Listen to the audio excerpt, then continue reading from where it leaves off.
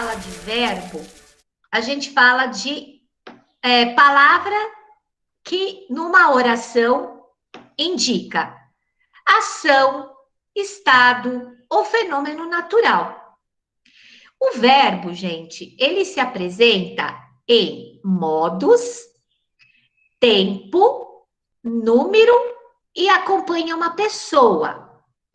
Em modo, nós temos o modo indicativo, subjuntivo e imperativo.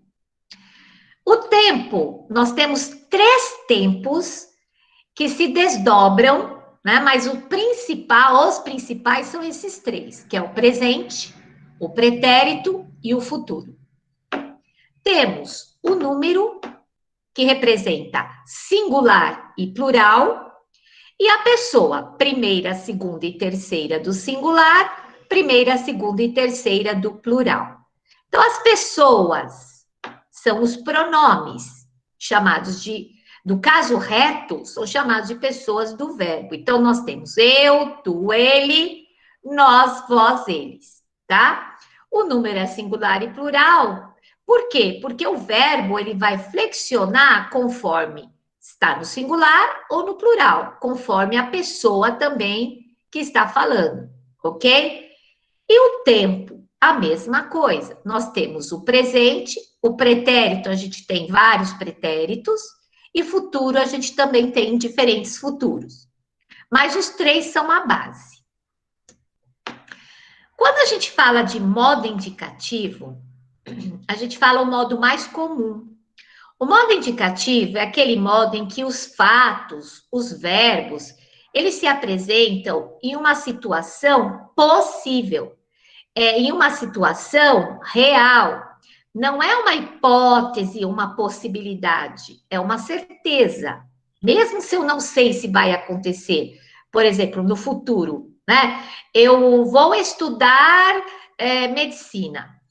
Aqui você está afirmando, então você tem aqui um verbo no modo indicativo. É diferente de falar se, quando eu crescer, vou ser médico. É diferente, você tem uma possibilidade. Agora, se você fala assim, eu vou estudar medicina, você já passa para o modo indicativo, você já tem certeza. Mesmo que mude lá na frente, o seu jeito de falar já indica certeza. Então, a diferença entre indicativo e o subjuntivo é que o modo indicativo traz certeza. Então, nós temos o presente, o pretérito e o futuro. Dentro do presente, a gente tem só o presente normal. Então, eu estudo, por exemplo. Tu estudas, ele estuda, nós estudamos, vós estudais, eles estudam. Presente, algo que acontece agora. O passado, pretérito, ele tem 3 modalidades no modo indicativo: o imperfeito, o perfeito e o mais que perfeito. O imperfeito é aquele passado que nos dá uma ideia de algo que acontecia constantemente no passado. Eu estudava, eu cantava, eu participava. Eram coisas que eu fazia sempre e não faço mais, mas eu fazia sempre. Já o pretérito perfeito, ele me dá uma ideia de algo que foi feito e foi concluído. Tipo, fiz uma vez, 2, e não fiz mais. Então, eu estudei naquela escola, eu estudei para a prova, eu estudei para apresentar o trabalho. E o pretérito se apresenta em 2 modalidades, o simples e o composto. O simples é quando eu tenho um verbo só, eu estudei. O composto é quando eu uso 2 verbos para dizer a mesma coisa. É como se fosse uma locução. Eu tenho estudado, eu tinha estudado, certo? Eu uso 2 verbos, um auxiliar e um principal. Essa é a forma composta. O passado pretérito mais que perfeito, quase a gente não usa para falar e nem para escrever. O simples, tá? Eu estudara é o passado do passado. Você vai ver isso aqui muito em texto, né? Mas a gente quase não fala e quase não escreve.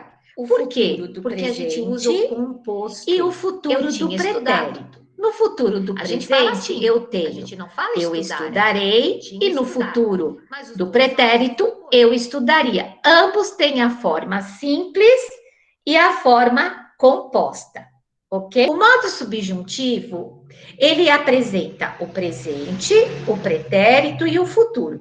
O subjuntivo é das hipóteses.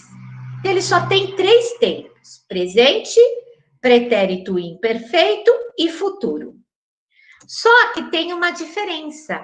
Quando eu conjugo esse verbo, eu coloco conjunções no presente o que, no pretérito o se e no futuro quando. Por quê? Lembra, ele representa hipóteses, possibilidades. Então, olha aqui. Que eu parta, que tu partas, que ele parta, que nós partamos, que vós partais, que eles partam. Se eu partisse, se tu partisse, se ele partisse, e assim por diante. Quando eu partir, quando tu partires, quando ele partir, partirmos, partirdes e partirem. Então vejam que o modo subjuntivo, ele só tem 3, mas ele, como é uma possibilidade, eu tenho que colocar a conjunção que, se e quando.